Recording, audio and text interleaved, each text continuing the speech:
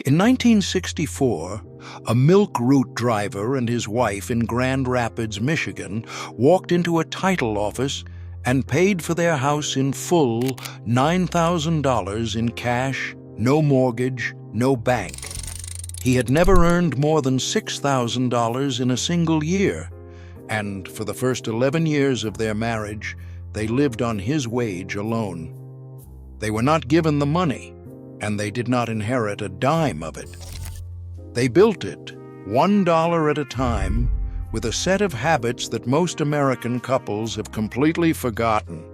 They built wealth differently, not with 2 incomes and a 30-year note, but with rules drilled into them by parents who watched the banks fail in 1932.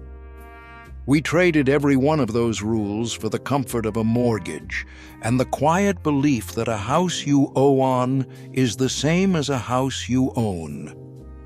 Number 17, let a young couple buy their first home outright before they turned 30, with no loan of any kind. Number 11 contradicts everything a modern advisor will tell you about new things, and it saved more across a lifetime than most families ever put into a house.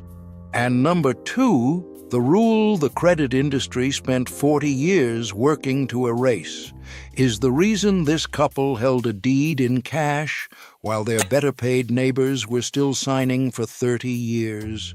These 20 habits were not about being cheap.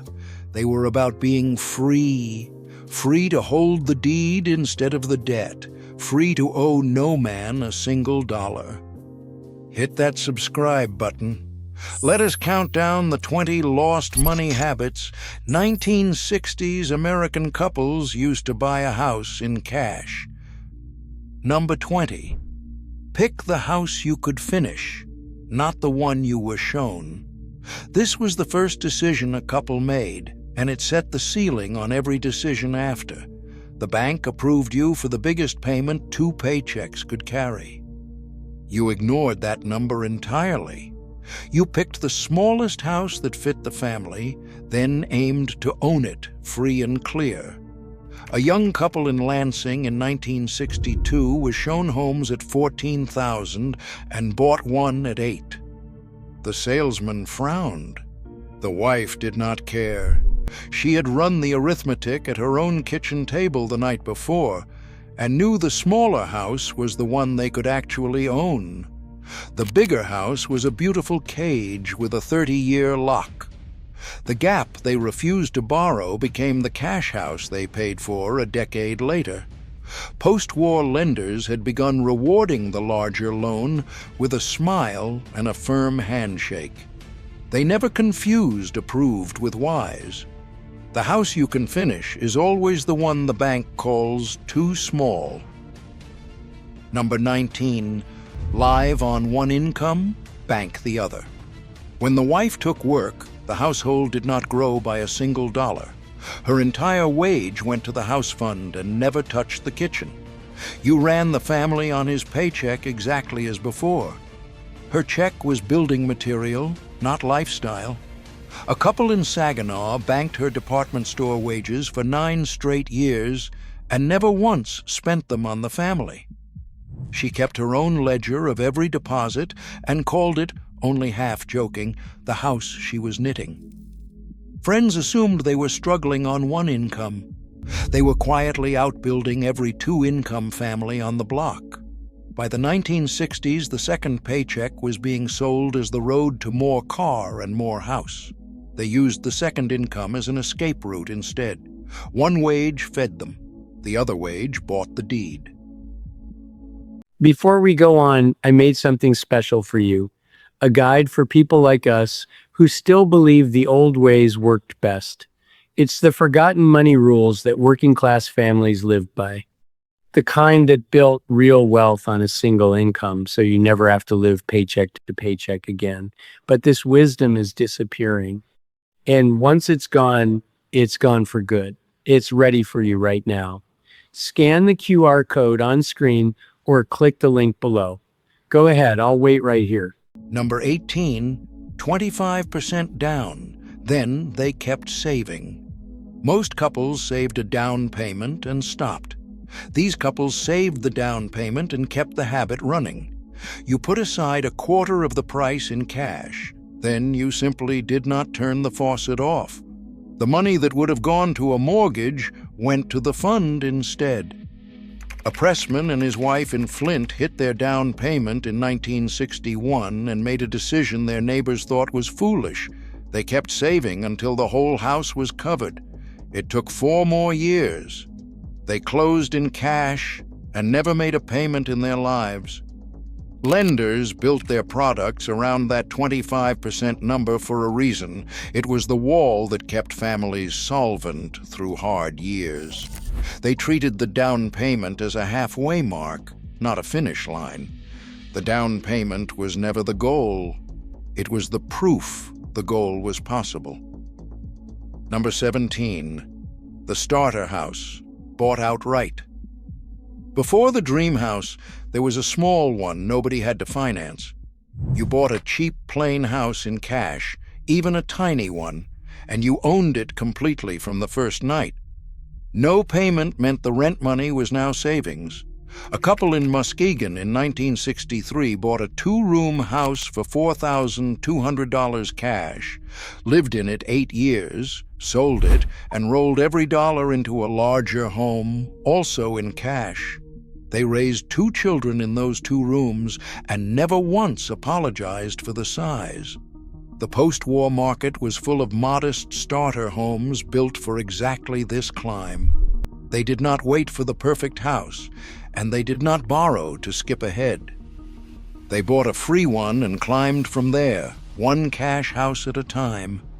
A small house you own beats a large house that owns you. Number 16, the house fund nobody was allowed to touch. The money for the house lived in its own account, with one unbreakable rule attached. You did not borrow from it. You did not, just this once, dip into it for a wedding, a funeral, or a hard month. A fixed sum of $15 went in every payday, and the balance only ever moved one direction. A couple in Kalamazoo opened their house fund in 1960 and kept it at a bank in another county to make raiding it a genuine chore. By 1967, it had crossed $5,000, and they had never once made a withdrawal. When the wife was tempted one winter to borrow against it, the husband reminded her of the rule they had shaken hands on, and the rule held.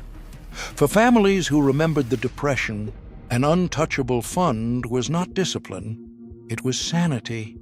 They guarded that account the way a man guards a well in a drought. The fund was not savings. It was a promise they made out loud and refused to break. Number 15, bank every raise and every hour of overtime. When the raise came, their life did not change by a nickel. The raise went straight to the house. You earned $6 more a week and you added $6 to the fund. The Friday after the raise looked exactly like the Friday before it. A factory couple in Battle Creek absorbed 7 raises across a decade and lived the entire time on the first year's wage. Their daughter never understood, until she was grown, why the family seemed to live the same way for 10 years while the savings book swelled. The 1960s sold every cost of living bump with an advertisement for a bigger life and a bigger payment. They declined the sale year after year and banked the difference without a word. A raise you spend is a leak. A raise you bank is a brick. Number 14, the used car, cash, driven a decade. A car was the fastest way a young family turned wages into smoke. They refused to let it. You bought a car 3 or 4 years old for a third of its first price, paid cash, and drove it 12 years or more. A machinist and his wife in Pontiac bought a used Plymouth in 1960 for $600 and drove it 14 years, fixing it themselves in the driveway. Every payment they never made on a new car went into the house fund instead, week after week, year after year. The 1960s was the decade Detroit perfected the new car every year dream and sold it on the evening news. They watched the ads and bought used anyway, because the math never lied to them. A new car was not a reward. It was a down payment on staying renters. Here is what the numbers actually say. In the 1960s, the American family saved better than a dime of every dollar it earned, and the typical home cost about twice a family's annual income. By the 2020s, the savings rate had fallen below 5 cents on the dollar, and the typical home cost 5 times annual income or more. The wages did not collapse. Adjusted for inflation, the modern couple earns more than that Grand Rapids milkman ever did. What collapsed was the gap, the space between what came in and what went out. A couple in 1962 could aim a single wage at a house and reach it because the house sat within range of the gap they kept.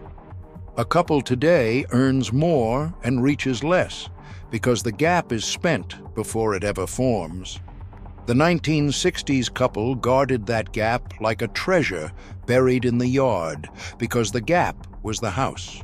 It was never the income. We earn more and keep less. That is a habit we set down and never picked back up.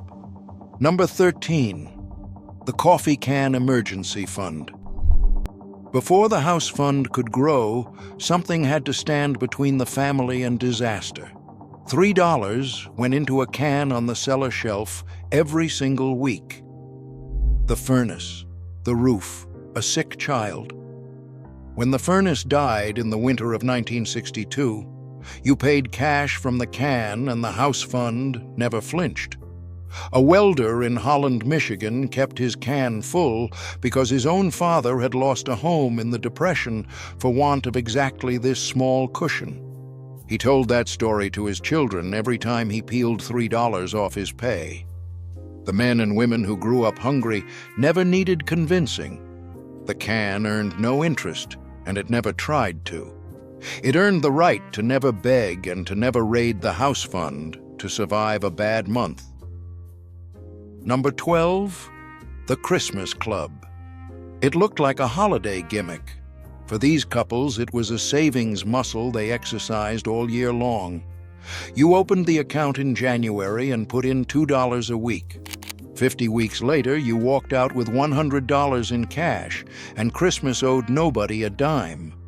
A welder's wife in Wyoming, Michigan ran hers for 30 years, and the discipline it built spilled straight into the house fund. Her children never once opened a gift bought on credit, and never knew families did it any other way. By the 1960s, the Christmas Club had reached the peak of its popularity, a fixture at banks and credit unions in towns across the country. Then, through the 1970s and 1980s, they quietly let it die because the credit card made the bank more money and the Christmas Club only made the family more. It paid no interest. It paid attention. Number 11, buy it once. They paid more than they wanted to, exactly once, and then never paid again. You bought one good coat, one good set of tools, one good pair of boots. The cheap one broke and got replaced and broke again, while the good one outlived the buyer. Across a marriage, the careful couple spent less by spending more up front. A carpenter's wife in Grand Rapids bought one cast-iron skillet in 1961, and her granddaughter cooks in it today, 60 years later. The husband's good hammer hung on the same nail for 40 years and buried 3 cheap ones. The 1960s still made things to last, and a couple who knew it bought accordingly, even when it stung at the counter. It was not extravagance, it was arithmetic. Cheap is expensive on a long enough calendar. Number 10, the garden and the workbench.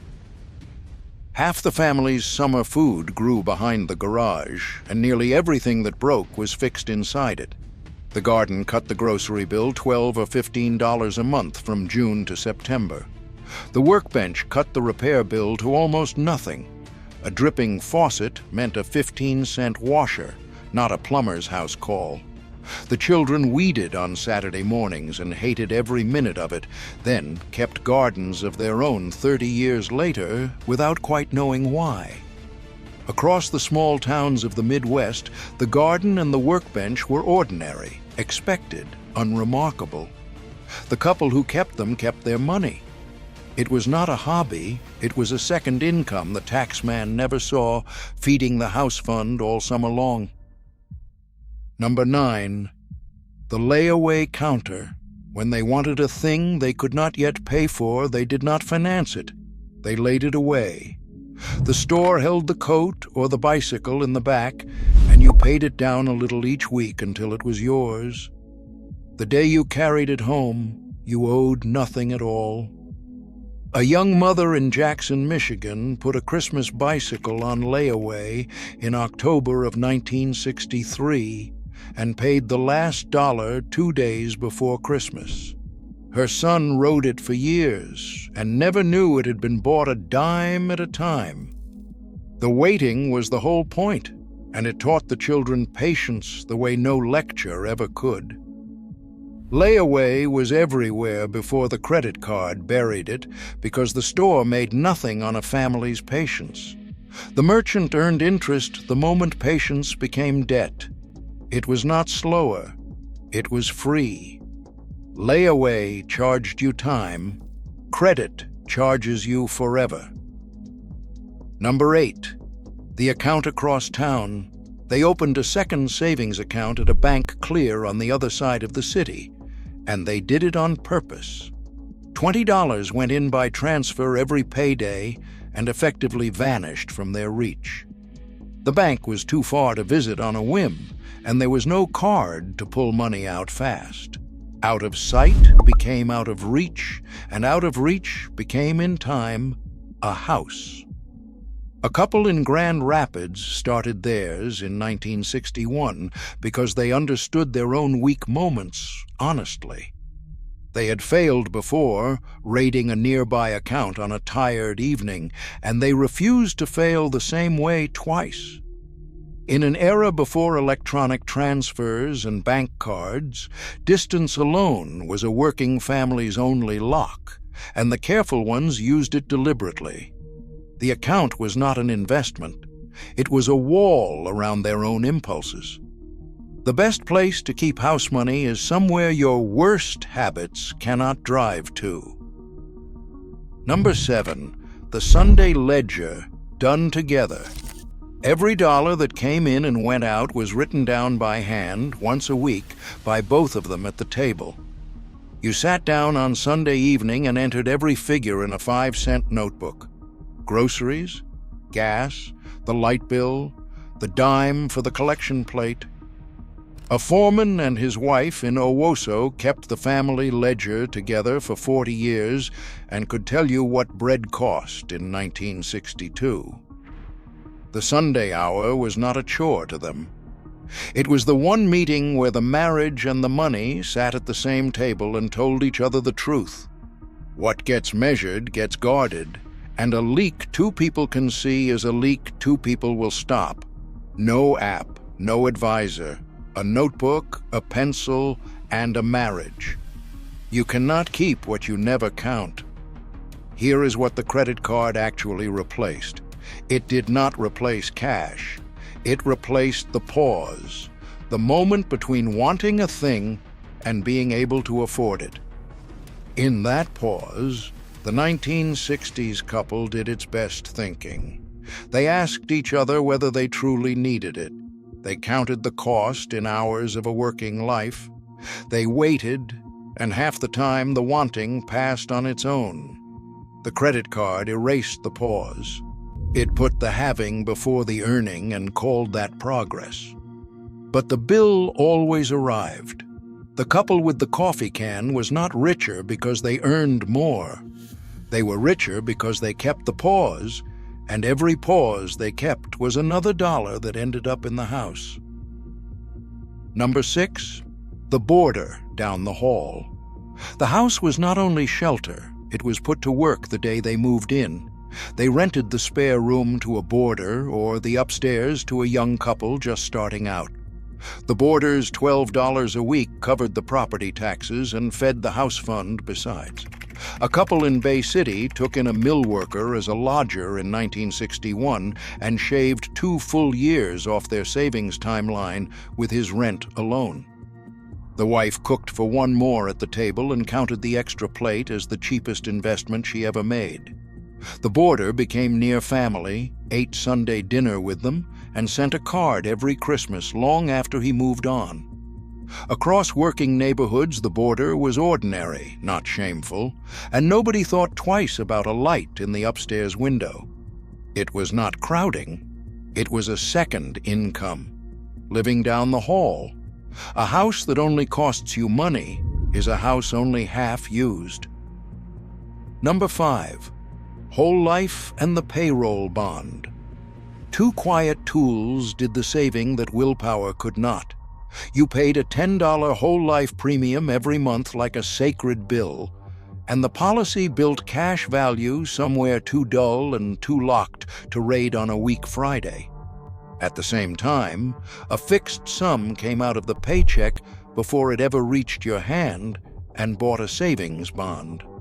A lineman and his wife in Adrian cashed a thick stack of those bonds the year they closed on their house, money they had forgotten they were even saving. For a generation that distrusted the market after 1929, both tools felt like solid ground under their feet. The money was gone before the wanting started, which was the entire point.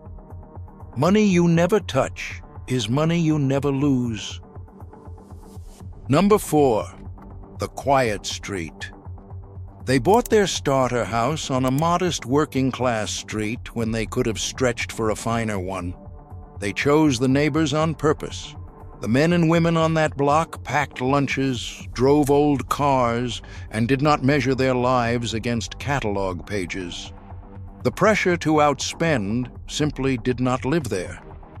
A couple in Grand Rapids picked their street the way other people pick a school, and the street did their discipline for them every day for free. When the family 2 doors down paid off their house, it felt normal, even expected, and so they did the same. By the 1960s, the suburb was being sold as a place to display success to strangers. They chose a place to quietly build it instead. Pick your street, and you have already picked half your future. Number 3. The cellar pantry. The basement shelves held next winter before winter ever came.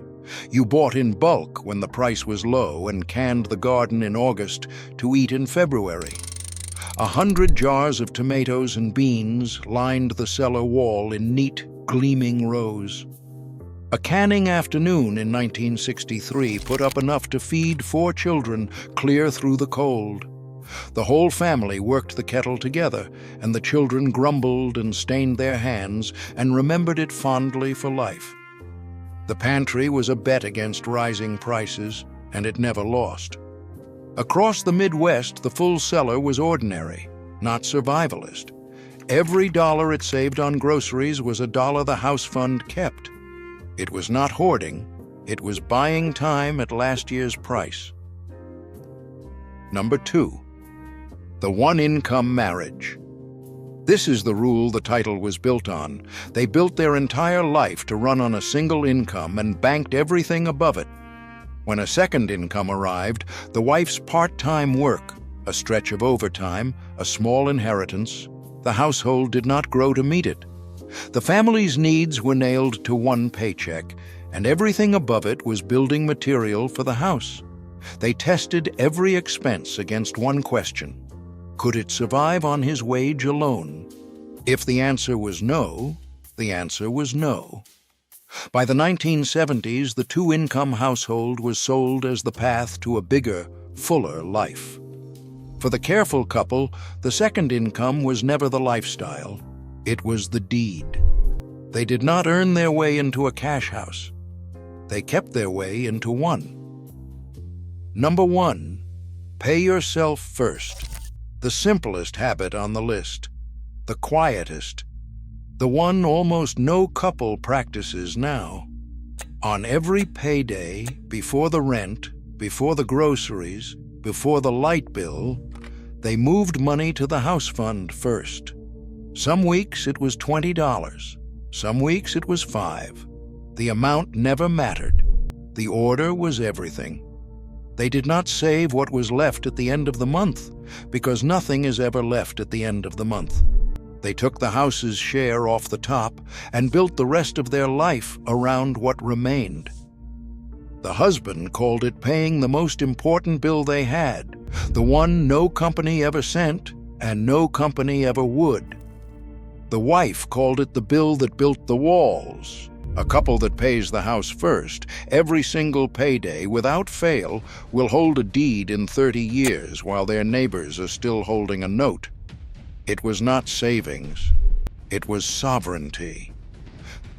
The milkman and his wife in Grand Rapids paid cash for their house in 1964 with money they had earned on one modest wage and guarded for 11 quiet years. They were not lucky, and they never earned a large income. They followed habits, 20 small, boring, unfashionable habits that compounded across a patient marriage into something couples twice their income never managed to build. None of them required a degree, an advisor, or a subscription to anything. They required discipline, the willingness to look at money the way a carpenter looks at lumber, as material, not magic. There was something else, too, and it mattered more than any single rule. They did it together. The ledger was a shared book. The fund was a shared promise. The pause before a purchase was a glance across the room, not a silent fight. A house bought in cash was never the work of one careful spender and one tired saver. It was the work of two people pointed at the same thing for long enough that the thing finally arrived. That is the part the modern world cannot sell you because it cannot be financed and cannot be rushed. These were not the habits of the rich. They were the habits of the free. They understood that a house is not bought with a large paycheck. It is bought with the gap between what comes in and what goes out, defended for years by two people who agreed on what mattered. We traded their habits for easy credit and a 30-year note, and we called the trade modern. The credit came. The deed did not. But the habits have not changed at all. They are still plain. They are still boring. They are still free. They can still be passed down, and they can still build the same paid-for house they built 60 years ago, but only on purpose now, because nothing in the modern world is going to do it for us. Only the couples who followed them have faded.